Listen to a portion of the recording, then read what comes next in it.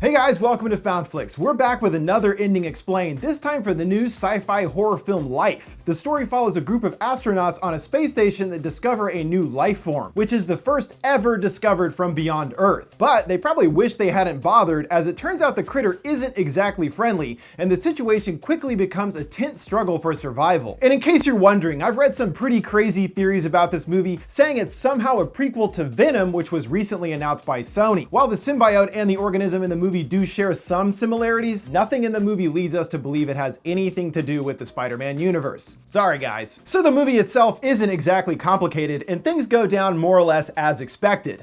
But the ending does take things in a direction that leaves us asking how this happened, and what will happen next. And it's this final scene that really warrants discussion and explanation, but I will be breaking down other parts of the movie as well. Let's kick things off by meeting the crew of our space station, which we learn is the most expensive of its kind, costing over $100 billion. We have Captain Ika, whose name is actually much longer and impossible to pronounce, blue-collar flight engineer Rory, basically Ryan Reynolds playing himself, Dr. Jordan, who has been living on the space station over a year, Center for Disease Control representative Miranda North, technician or maybe pilot Sho Murakami. They don't really make it clear what he does, and head scientist Hugh Derry. They're at the tail end of an extremely important mission, collecting soil samples from Mars. But there was one final capsule that was damaged and hasn't been recovered, and it's clear this sample is vital to the crew, as in order to get the sample, they go out of their way and risk their lives to get it. The sample is brought on board, and Hugh unearths amongst the soil an unidentified single-cell organism, which as mentioned is the first life form that is not from Earth. It's from Mars. And at first it appears the organism is dead, but after Hugh changes the atmosphere settings in the creature's box to match the levels of Earth millions of years ago, it slowly twitches back to life. This discovery is obviously a huge moment in the history of humankind, and the world comes together to celebrate the breakthrough. There's even a contest amongst the nation's schools where the winner gets to pick the new life form's name. They decide on Calvin. Well, that's just adorable. Of course, Hugh and the other crew are fascinated by the new species and immerse themselves in learning everything about it they can. Here's a breakdown of what we know about Calvin. The life form begins as a single cell, which is a complete cell like our own. And they mention it has photosynthesis properties as in plant cells. And in its smaller size, the growths that reach out from the cell look like roots, and when slightly larger takes the shape of what looks similar to a flower as well. Also, it is a carbon-based life form like us, and thusly requires food and oxygen to survive.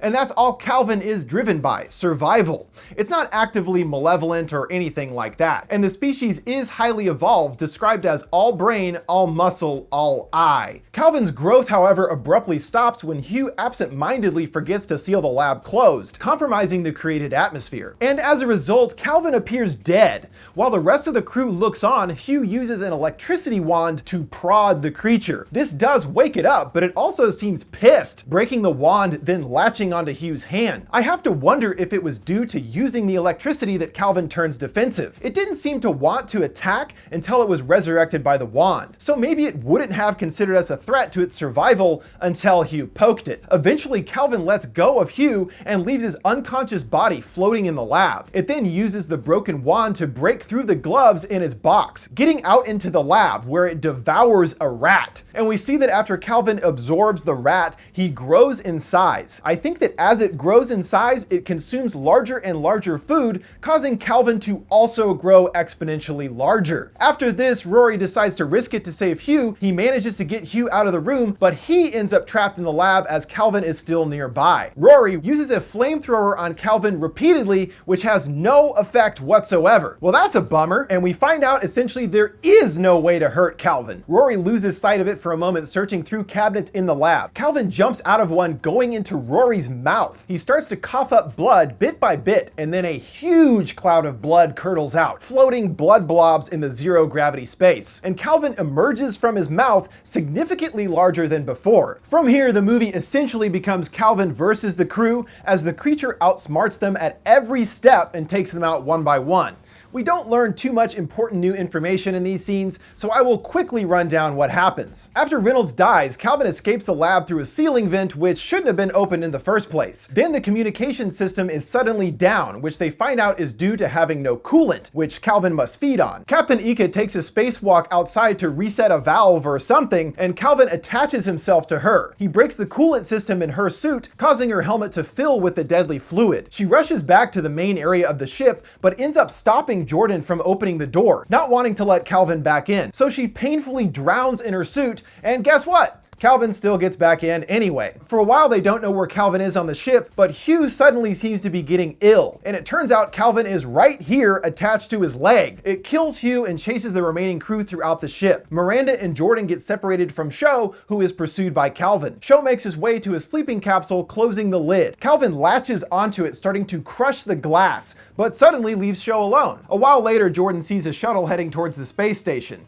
Oh, it must be a rescue crew, right? Nope. Miranda, who is always talking about firewalls in the movie, tells us what's going on. The entire point of her mission was to make sure that Calvin never made it to Earth, and so firewalls or protective measures were put in place to ensure this happened. So the rescue pod is not actually here to rescue the crew, but is here to propel the space station and anyone on it into deep space to keep Calvin from getting to our planet. Meanwhile, Sho doesn't know about any of this and still assumes it's a rescue shuttle. He makes it to the shuttle but ends up getting attacked by Calvin while inside, causing the shuttle to break free and crash into the space station. At this point, only Miranda and Jordan remain, and due to the heavy damage sustained to the space station, it is heading towards the Earth's atmosphere. As preventing Calvin from getting to Earth is their primary objective, the pair hatch a desperate plan to stop this. There's 2 escape pods on board. Miranda will take one back to Earth, and Jordan will lure Calvin into the other with him. And once they are both trapped inside, Jordan will reroute the shuttle's trajectory to deep space, sacrificing himself, but at least stopping Calvin. Things go according to plan for a change, with Jordan using oxygen candles as breadcrumbs to lead Calvin to the escape pod. They eject both pods successfully, but due to all the space station's debris floating around, both are hit and sent off course. This scene is left deliberately confusing to the viewer. We see both Miranda's course heading towards Earth, as well as Jordan manually changing his trajectory. Calvin then lunges at Jordan, and we assume that's the end for him. One of the shuttles lands, a nearby fishing boat sees it and goes over to investigate. One fisherman opens the hatch door, and it's Jordan's, not Miranda's. And we see Miranda freaking out as the space shuttle system malfunctions, blasting her off into the oblivion of space. Bye, Miranda! The crazy part is, Jordan is still alive,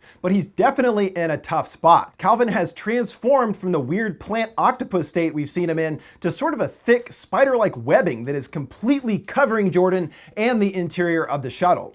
And the fisherman looks in awe as we see more of the ocean, and more boats are revealed, all heading towards the shuttle. Well, it looks like the whole point of not letting Calvin get to Earth was a bust. Nice job, guys. Probably doomed the whole planet. But how the heck did Jordan survive anyway? I think it has to do with Calvin's transformation. We see earlier that in order to bring Calvin back to life, they had to change the atmosphere to match that of ancient Earth. So it makes sense that due to being in the shuttle and going through our atmosphere, Calvin would go into a sort of hibernation to protect itself to survive the changing atmosphere. I also considered that it was slowly feeding on Jordan over the trip, as it didn't know when its next food supply would come. However, since it isn't actually wrapped around Jordan as it was with the others, it seems like it wasn't feeding off of him. Hard to say for sure though, but that would at least explain Jordan's survival. And so similar to how Calvin was first found, it stays dormant until the atmosphere is correct for it. So maybe there is a chance Jordan could get out of there, as Calvin is currently dormant, it appears.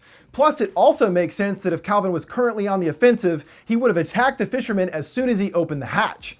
But it didn't, so this goes to further contribute to the hibernation to survive theory. Perhaps there is still a chance for humanity to make it, but now that Calvin is here on Earth and we still have no idea how to kill it, it doesn't seem like it's gonna work out in our favor. Too bad they didn't just leave the stupid capsule in space. This is definitely one of those stories where if they had only left things alone, all of this horrible stuff would have been prevented. They make it explicit in the opening that the crew is disobeying orders and risking their own safety to retrieve Calvin's sample. And so it really is on them and their overwhelming desire for discovery that led to their demise. And also, as I theorized earlier, it seems that after Hugh shocked Calvin, this led to him becoming more aggressive. Really, every step of the way, the humans make bad choices and are just straight up morons. Like the tagline says, be careful what you search for.